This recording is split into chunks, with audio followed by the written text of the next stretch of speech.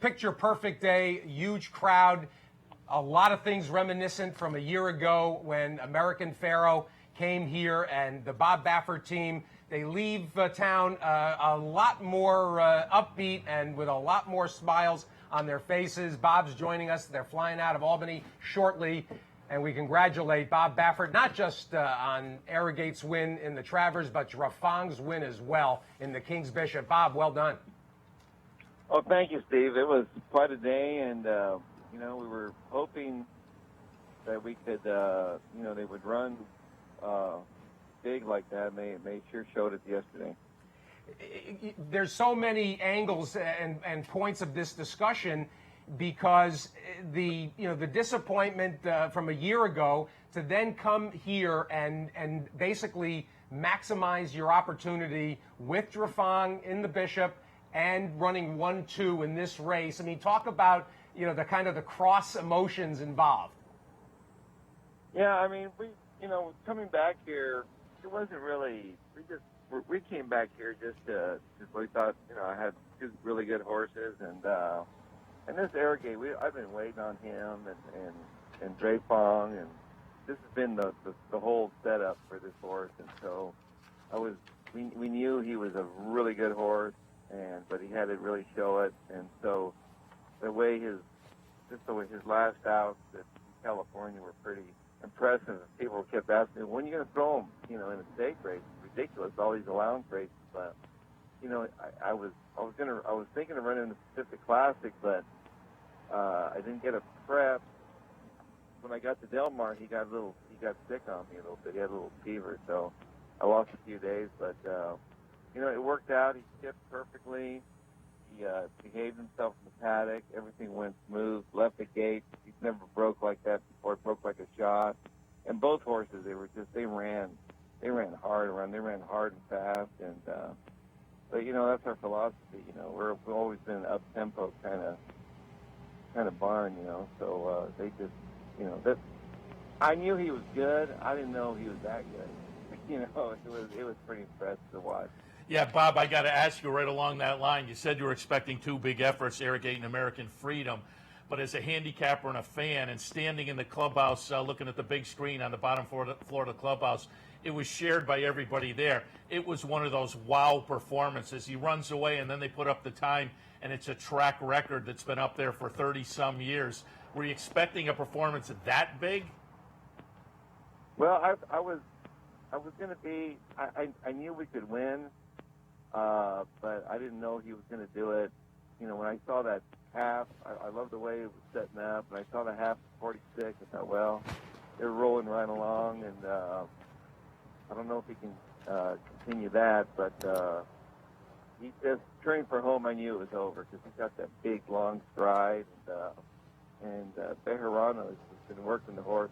We've been talking about this horse for the last 3 months, how we're going to win the Travers with him. We're going to win the Travers with him, and then he unfortunately he didn't get to ride him. He had to ride that other horse. So I felt bad for Rafael Bejarano.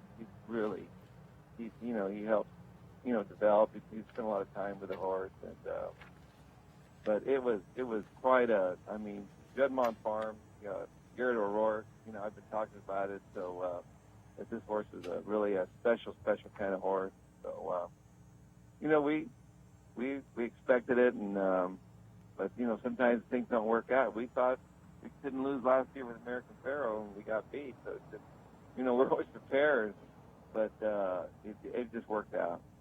Bob, as it happens, we're showing the picture that I took of you alone in the winner's circle, and I also sent out the tweet last night because that was really a very kind of a touching quote, I thought, that you expressed to Garrett O'Rourke when you said, that this was the first time today that you felt like Bobby Frankel, and that you really felt like you had done the kind of thing Bobby used to do for Juddmonte.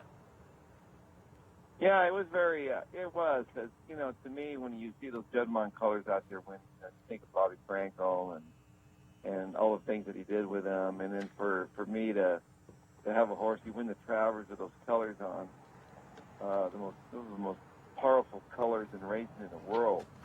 and then to win something like that, and the way that horse did it was like a wow moment for me. I was pretty, it was really impressive. I was.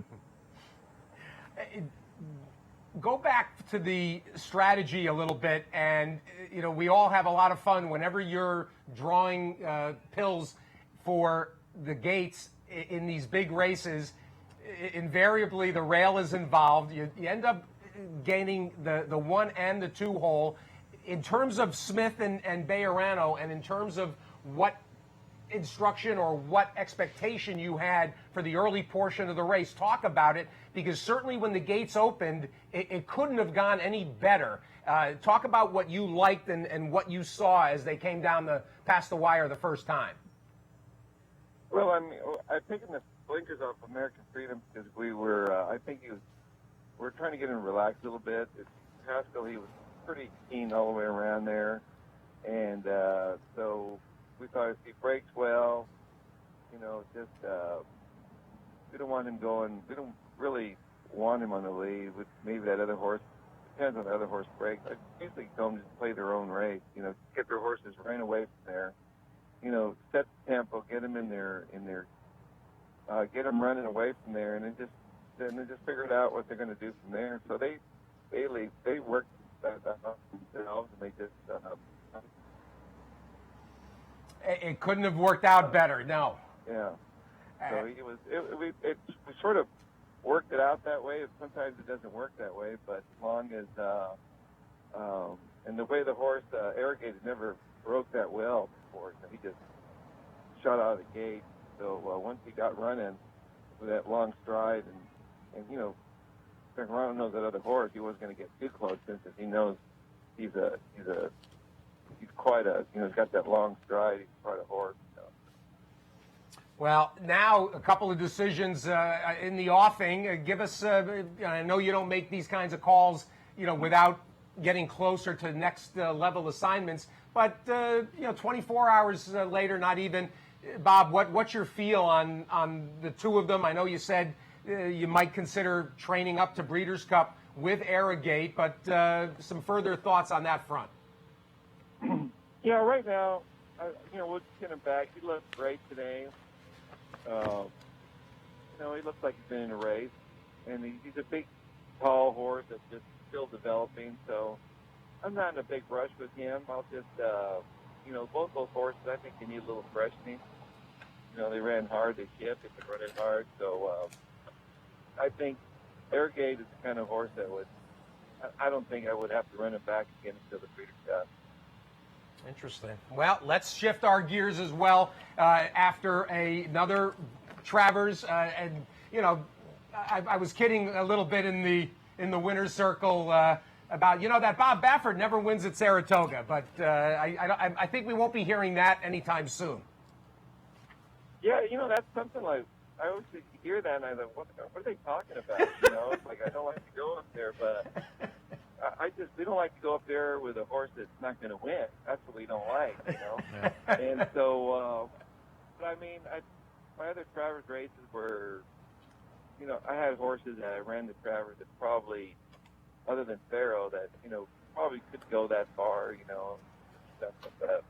I felt, we've been planning this trip right along. I mean, we've been planning this trip since before Del Mar that we were going to go to the Travers. It was in the so and I'm just happy that they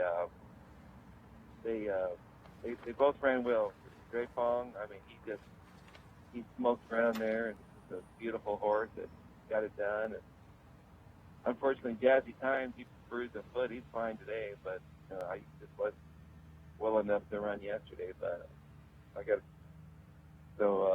he was going to run big. He could have maybe won the Kingfisher. Well, he was really trained well. And Bob, on that topic, in fact, Jay Privman on Friday on the radio with me, Jay made a point of stressing the incredible workout that Jazzy Times had turned in with American Freedom. And it personally, it was going to make it hard, I know, for me to make a decision about the two of them. But you probably would have run 1-2 in there as well because Drafong was fabulous. No, I really think so. They would have run one too, so it would have been kept off a great day. Because this, that's these grade ones are so important for us, and but it was just, sometimes it's just one of those days that I'm going to look back and say, it was like it's like a trainer's career, to be able to knock those two races off like that. And Bob, I just want to go back to last year for a moment because now we're a year away, and I've talked about it ever since that morning. We do television here in the morning live from the backstretch, and so I was here that Friday before the Travers.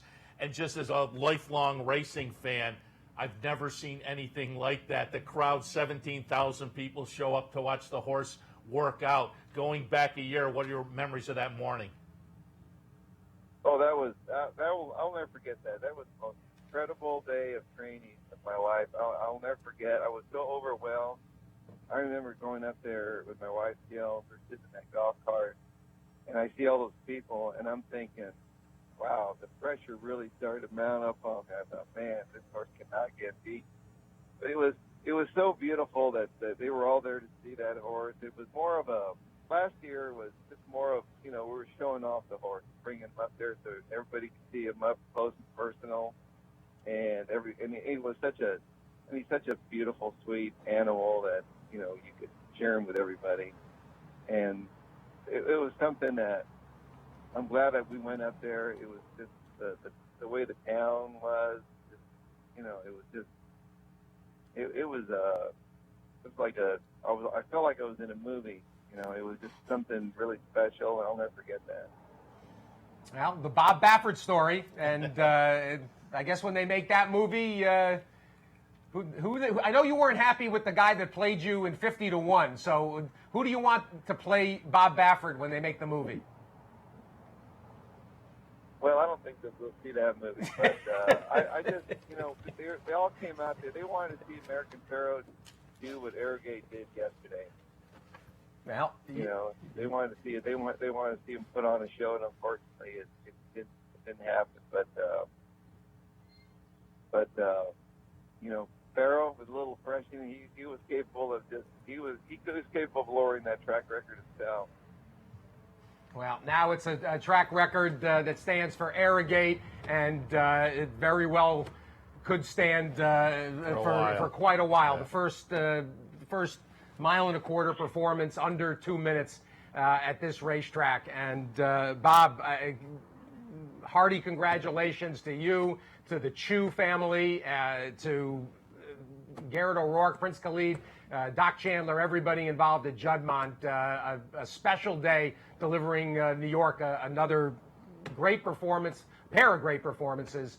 Congratulations. Thanks so much for the visit. Well, thanks for having me. Bob Baffert and Seth, when it comes to managing these 3-year-olds, there's lots of good trainers out there that put up numbers and win big races. What he does with these horses in terms of gauging where they are and when he has to lean on them and start to squeeze the lemon a little and have them ready for these assignments, and then the way in which he moves them on the chessboard when it comes to the Derby season and making decisions literally 6-7